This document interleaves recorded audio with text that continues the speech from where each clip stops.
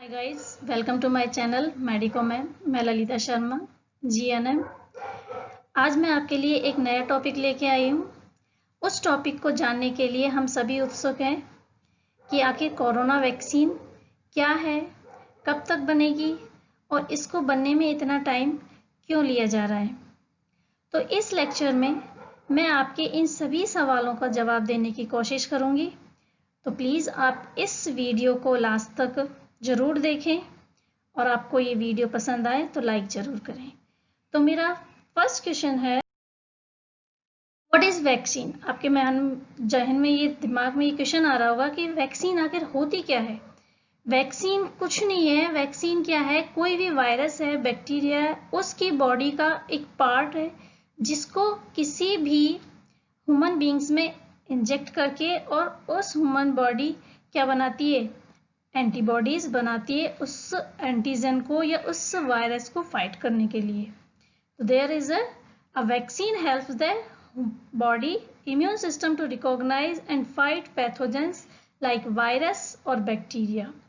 Vaccines protect against more than 25 life threatening disease. जो एक vaccine है वो लगभग 25 ऐसी लाइफ थ्रेटनिंग बीमारियां हैं, डिजीज हैं जो हम क्या करती हैं, उनसे बचाती हैं। तो नेक्स्ट पॉइंट अब हमारा आता है कि वैक्सीन तो हमने बना ली। वैक्सीन कितने कितने टाइप्स की होती है, कैसे वैक्सीन बनाते हैं, वायरस का कौन सा पार्ट लेते हैं, कौन से वायरस से किस तरह से इसको वैक्सीन बनाएंगे। तो according to take a part of viruses body, we divide it into different types. First is live attitude vaccine or we can also say weekend vaccine. इसमें हम क्या करते हैं, पूरा जो वायरस होता है, लाइव वायरस लेते हैं, उसको क्या करते हैं, वीक करते हैं, उसके बाद इसकी वैक्सीन बनाते हैं। नेक्स्ट हमारा आता है इनएक्टिवेटेड वैक्सीन। इसमें क्या करते हैं, वैक्सीन को इनएक्टिव करते हैं, इनएक्टिव फॉर्म में वैक्सीन का कोई पार्ट लेकर के और उसको हम क्या करते हैं, वैक्सीन बनाते हैं, वायरस का, सॉरी। नेक्स्ट है सब यूनिट वैक्सीन। सब यूनिट वैक्सीन में क्या करते हैं, वायरस और बैक्टीरिया का बॉडी का कोई पार्ट लेकर के और फिर वैक्सीन बनाई जाती है। नेक्स्ट आता है टॉक्सोइड वैक्सीन। टॉक्सोइड वैक्सीन में क्या होता है, कुछ वायरस और बैक्टीरिया कुछ ऐसे पॉइजनस मटेरियल छोड़ते हैं, उनसे क्या करते हैं, हम वैक्सीन बनाते हैं। नेक्स्ट हम नहीं, मतलब हमारे जो साइंटिस्ट वगैरह है वो बनाते हैं। Next is there in vaccine for corona virus. आजकल जो पूरा वर्ल्ड इस महामारी से जूझ रहा है, तो सभी के जहन में, सभी के दिमाग में ये क्वेश्चन जरूर अराइज हो रहा है कि वैक्सीन है क्या इसकी, क्या इसकी वैक्सीन बन चुकी है क्या, और कब तक बन जाएगी। तो इस काम के लिए पूरे वर्ल्ड के जो साइंटिस्ट हैं वो लगे हुए हैं दिन रात इसको कार्य को करने के लिए। वैक्सीन को जल्दी से जल्दी बनाया जाए और इस महामारी से जल्दी छुटकारा दिलाया जाए। तो अभी तक तो इसकी वैक्सीन बनी नहीं है कंप्लीटली, अभी इस पर ट्रायल चल रहे हैं। कुछ देशों ने इसको बनाने का दावा भी किया है, लेकिन अभी तक मार्केट में इसकी सप्लाई नहीं हुई है। तो कभी भी कोई भी डिजीज, न्यू डिजीज वर्ल्ड में आती है, तो उसके वैक्सीन बनने में क्या होता है, कुछ टाइम लगता है, कुछ महीने लग जाते हैं, कुछ साल तक लग जाते हैं। एक वैक्सीन को बनने में कम से कम साल भर का टाइम लगता है, 1 year विल बी कंप्लीटेड। तो when a disease new, there is no vaccine until one is develop. जब तक कि क्या होती है, वो एक डेवलप नहीं हो जाती है कोई वैक्सीन, उस डिजीज, कोई भी नई डिजीज की, it can take number of months and year for a new vaccines. नई वैक्सीन को बनने के लिए कम से कम महीने लग जाते हैं या फिर साल भी लग जाता है।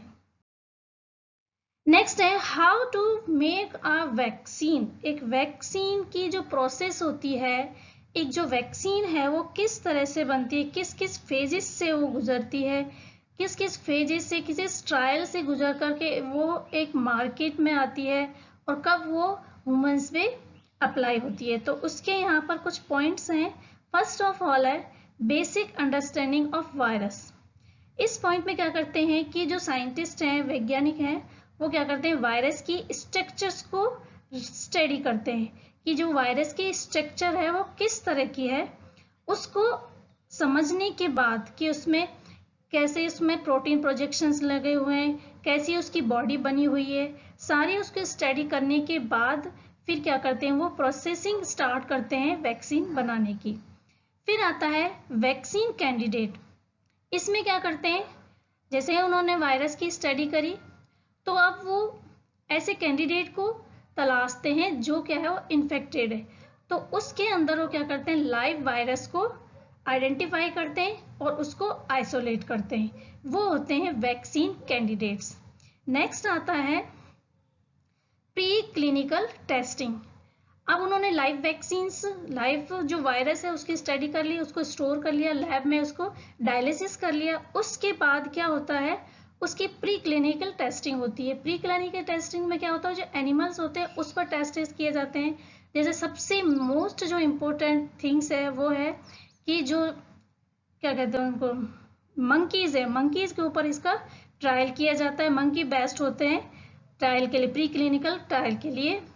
उसके बाद फिर आती है नेक्स्ट स्टेज, आती है क्लिनिकल ट्रायल।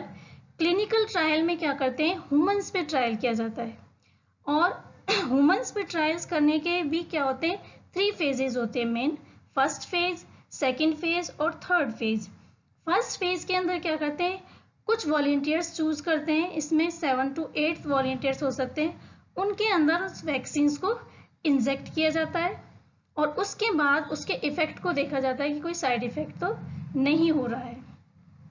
इस सारी प्रोसेस करने में कम से कम 1 वीक या 1 मंथ तक का टाइम लग जाता है, 3 मंथ तक, 1 से 3 मंथ का टाइम लग जाता है इसमें।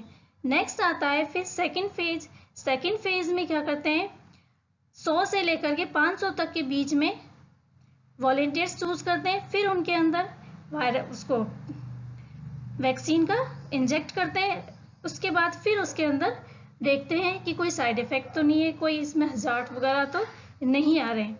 इसके बाद मास एक बड़े पैमाने पर फिर उनका एक तीसरा फेज होता है क्लिनिकल ट्रायल का ह्यूमंस पर, और वो होता है 1000 की नंबर में, 1000 की संख्या में क्या करते हैं, ह्यूमंस पर ट्रायल किया जाता है। इसके बाद ये सारी स्टेजेस गुजर जाने के बाद फिर एक नेक्स्ट स्टेज आता है रेगुलेटरी अप्रूवल। ये सारे स्टेज पास होने के बाद फिर क्या होता है, उनको अप्रूवल कराया जाता है रेगुलेटरी जो एक कमीशन होती है उसके थ्रू, कि इस वैक्सीन को अब अप्रूव कर दिया जाए ताकि हम इसको क्या करें, एक मास प्रोडक्शंस के लिए इसको भेज दें। फिर होता है उनका प्रोडक्शन, और प्रोडक्शन होता है बहुत बड़ी अमाउंट में, बहुत बड़ी क्वांटिटीज में होता है।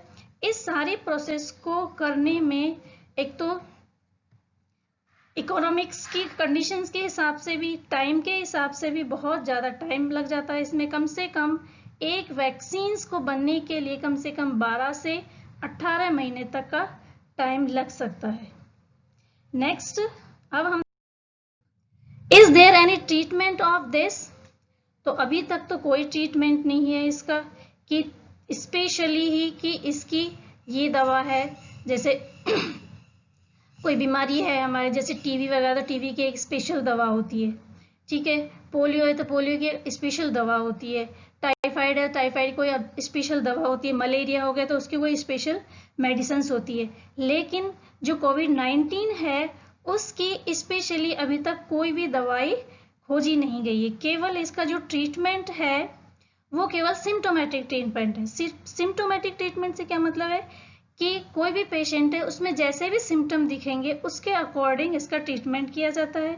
जैसे अगर उसको फीवर है तो उसको फीवर की मेडिसिन, अगर उसको कफ है तो कफ की मेडिसिन दी जाएगी, और अगर उसको हेडेक है तो हेडेक की।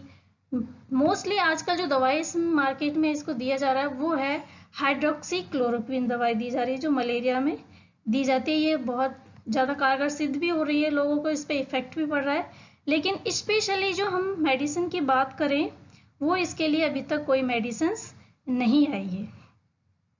तो आज के लेक्चर में इतना ही काफ़ी है, और सबसे मेन बात है कि अगर आप इस बीमारी का ट्रीटमेंट चाहते हैं, इस बीमारी से बचना चाहते हैं, तो सबसे मेन इम्पोर्टेंट बात है कि आप अपने घर पर रहिए, सुरक्षित रहिए, और अपने को सुरक्षित रखिए और अपने घर वालों को सुरक्षित रखिए।